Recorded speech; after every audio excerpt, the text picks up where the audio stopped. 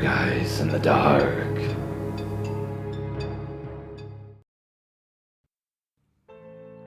I was in Bangkok with my wife and 2 kids. My sister told me it was easy to visit Siam Reap, Cambodia in a car. They did that trip previously, where a car came to their house in Bangkok and then drove them to Siam Reap. What could be easier than that? So I agreed. She made the booking. We didn't realize how hard this was, mentally. Leg 1 of the trip. On day 1, we woke up at 3 a.m., take a private car, and then we left. The car goes to the center of Bangkok, leaves us at the bottom of a bridge. Language issues, so we could not ask why or object to it. We waited there for 30 minutes, wondering what to do at 5 a.m. in the middle of Bangkok. Leg 2. A large bus had come, stopped by. The lady told us to get in after confirming the name. We said Siam Reap. She nodded and told us to just get in. It was full of locals, carrying vegetables, milk, chickens, and all that other stuff. The bus drove for an hour and stopped.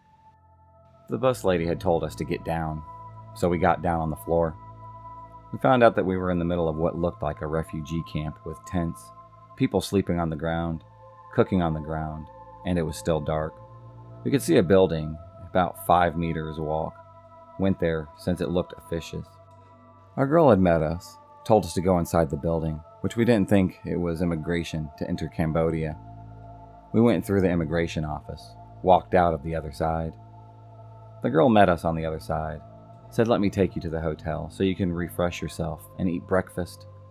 I was perplexed, since Siam Reap is just a 4-hour drive from Bangkok. She had a vehicle that looked like a motorcycle, with 2 chairs attached on each side. We rode in that for 10 miles, came to a hotel.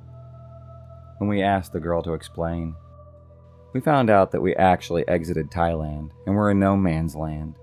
We still have to go some more to enter Cambodia. After breakfast, we rode in that motorcycle with 4+ chair vehicle for about 15 minutes. Came to a big gate with a building next to it. The girl asked us to get down, give her the passports so she can go inside that building. Cambodia immigration, I learned later. I was crapping in my pants as is, and the prospect of being in no man's land without any passport was just too much. I agreed with her that I would come along.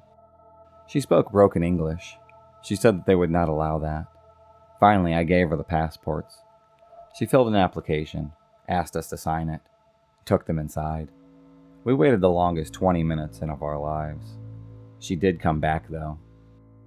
We walked into the immigration building. We did the immigration, and then walked to the other side. The girl did not come with us this time. Told us someone will just meet us. To my astonishment, we saw that after we went through this long process to get a visa, hundreds of people were walking across the border through a long 40-foot gate. Someone did find us, told us to just go with him. He made us sit in that motorcycle and drove us.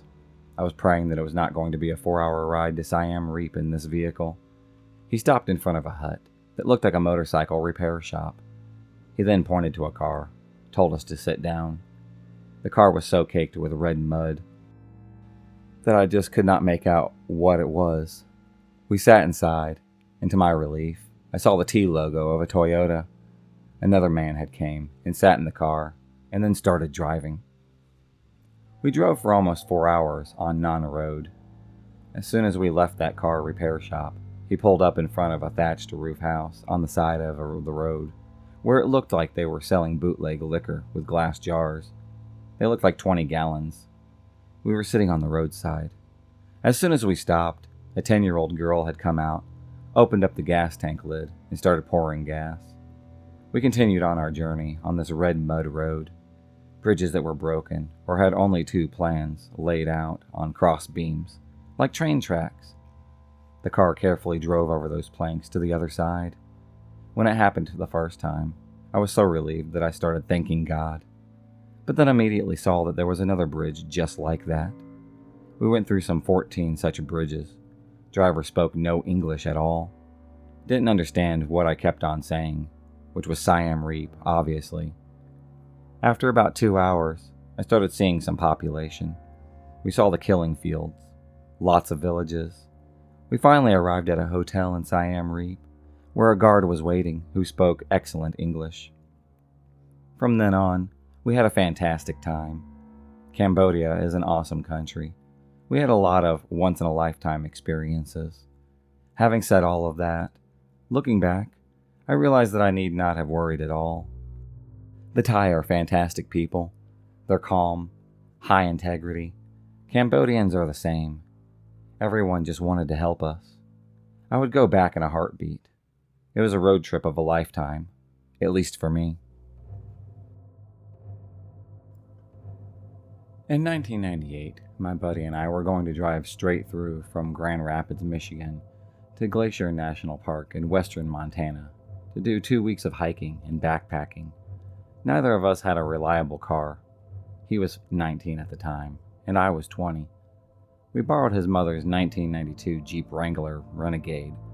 We finished packing the Jeep at about 11 p.m. We were going to leave first thing in the morning. Being so excited, we didn't sleep. We decided at around midnight that we should just hit the road. As soon as we hit the freeway, the soft top started aloofing in the wind, creating a whoop whoop sound. Less than 40 miles into the trip, the aftermarket soft top pulled loose from the lip on the Jeep body and started flapping wildly in the wind. We pulled over and reattached it. About an hour later, it happened once again. This continued all night long. Somewhere in southern Wisconsin, we stopped at a hardware store. I bought several rolls of black and red duct tape to discreetly secure the top. This gave us about 4 hours between failures versus the previous 1 hour reattachment intervals. We started out intent on driving in 8-hour shifts, but this quickly digressed with both of us too tired to drive anymore. 23 hours later, we could see the lights of Billings, Montana, and a huge thunderstorm was rolling in from the west. We decided to get a hotel for the night, but there was some big event in Billings, and all the hotels were completely booked. We ended up finding one in a tiny town outside of Billings at around midnight. What was supposed to be a hotel was actually a crusty mobile home with phone number listings on a sign right out front. We opted to tough it out and continue on the freeway. Just outside of Billings, we hit the heaviest thunderstorm that I've ever driven in. It occurred to me that for the last several hours, I'd been hearing an occasional metallic tick coming from the windshield area. In the middle of the storm, the sheet metal screws that held the metal lip to the top of the windshield frame let loose partially, opening up about a half an inch gap. Sheets of water were pouring in through the gap in the pouring rain. I threw the CD player in the back and soldiered on. After getting through the storm at about 3 a.m., I pulled into the rest area where we managed to sleep for about 4 hours. When I woke up at 7 a.m., all foggy-headed, I started the engine and took off. Without ever getting out, I found a hardware store in the next town, bought a box of self-drilling sheet metal screws. With my hand screw, I had drilled and installed about 12 new screws by hand through the lip into the windshield frame. The problem was solved. We got into the West Glacier later that afternoon and set up camp. The next morning, we drove, going to the Sun Road, through the park, and ended up in Waterton, Alberta, in the Canadian part of the park. Unexpectedly, we had to pay to enter it.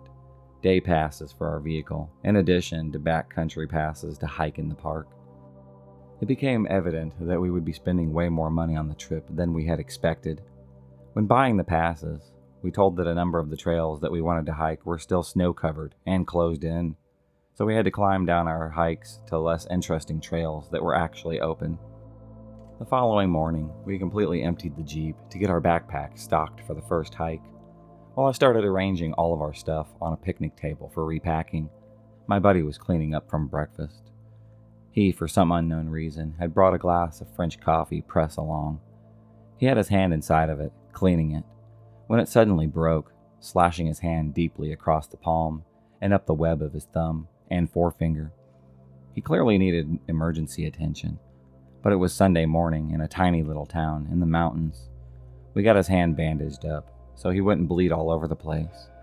I went to the mounted police post in the town to get some assistance. Of course, the post was not staffed. I ended up using the call box outside. The person on the other end of the line directed me to drive him to Cardston, about 40 miles away. I went back to the campsite, packed up everything valuable, leaving the rest scattered on the picnic table. We immediately left for Cardston. Upon arriving at the hospital, we were told that his injury was not significant enough to require emergency service. They directed us to an urgent care clinic right across town. About an hour later, he emerged with 10 stitches in his hand. Since his insurance didn't cover him in Canada, he had to pay cash out of pocket. With everything trashed, we decided to crash in Waterton for a few days while his hand had healed up. Of course, the Rangers would not refund our passes. After a few days, we got in a short overnight hike, decided to head back south through Glacier and down to Yellowstone. Being idiots, we decided to bring some whiskey, beer, and some Cuban cigars, all right before we headed for the border. As we arrived, the Border Patrol agents randomly chose us for a complete shakedown. After finding the contraband, they proceeded to completely tear into our vehicle, looking for drugs or something more significant. We didn't have anything else. They took us inside for further interrogation, asked us for our identification. He produced his military ID. However, he had not signed it before it was laminated, and the border guards accused him of trying to pass on a fake ID. After detaining us for 3 hours, they turned us loose, but not before taking us to the bathroom to pour out the beer and the whiskey. They made us twist up and destroy the cigars over a trash can. The elder guard said to us, "Boys, it's sad. It's a very sad day," as the Jack Daniel swirled towards the drain in the sink. When we got back outside, the entire contents of our vehicle were in a pile on the pavement. They had torn off the bottom of the thermos, opened up my camera, and exposed all of my film, opened up sealed boxes of cereal and other food looking for contraband. Rather than packing things back up neatly, we just piled and jammed everything into the back, got the hell out of there as quickly as we could. At this point, we were both so upset, tired, and defeated that we decided to bag it and head back to Michigan. We drove 36 hours back, straight through, mostly in silence. When we got back home, we recounted our story. His dad walked over to the Jeep, pulled the side of the soft top loose, simply folded the edge over once, and tucked it back into the lip, all tight and secure. Son of a bitch. This one happened to my parents about 20 years ago. Both of them were driving out to Death Valley to a hotel for a weekend in the wintertime. They had left late in the day and were going to arrive at the hotel at night. The hotel was about 30 minutes outside of the actual Death Valley town center. When they finally found the place, it was completely abandoned. My mom gets spooked very easily and didn't want to go and look. But my dad's into that sort of shit and gets out of the car. Right after he walks around the back of the building to look around, a man approaches my mother's side of the car. He claims his motorcycle has broken down and that he delivers newspapers to Death Valley. My mom looks around and sees no motorcycle anywhere, and this hotel has nothing near it, not a single building.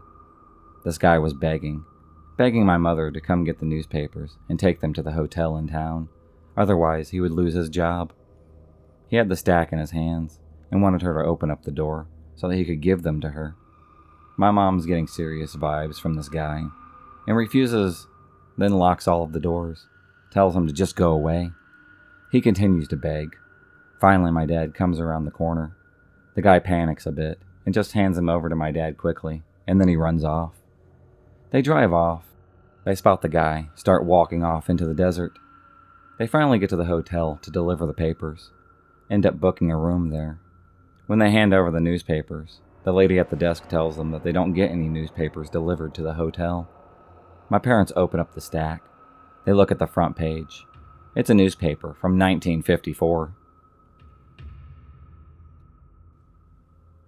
Once when traveling from Lafayette, LA, to see my dad in Houston, Texas, back before there were cell phones, my friend and I had gotten lost on the way within the city of Houston. We got off I-10, stopped at a gas station that had a bank of payphones. We passed a first gas station before arriving at the second with the payphones. I noticed 2 men loitering at the front. That is probably why I stopped at the second. I don't remember if either was actually open, but us and those 2 men were all that I remember being around. I parked the car such that north to south was me at the payphones. the passenger side of our car, with my friend in the passenger seat, about 100 yards to where those two men were located across the street at the other gas station. I spoke with my dad, got most of the directions that we needed, but before that, I saw the two men coming towards us, crossing the street. After a few moments, splitting up. I think that was the first alarm bell that has gone off in my head for me. By the time they got close, I was telling my dad, I gotta go, hanging up the phone as one man neared the rear of our car. The other had come around the front. Well, you can get to the driver's side of a car through the passenger side door, and that is what I did. I'm sure my friend had bruises on her legs afterwards. I really don't remember her mentioning it.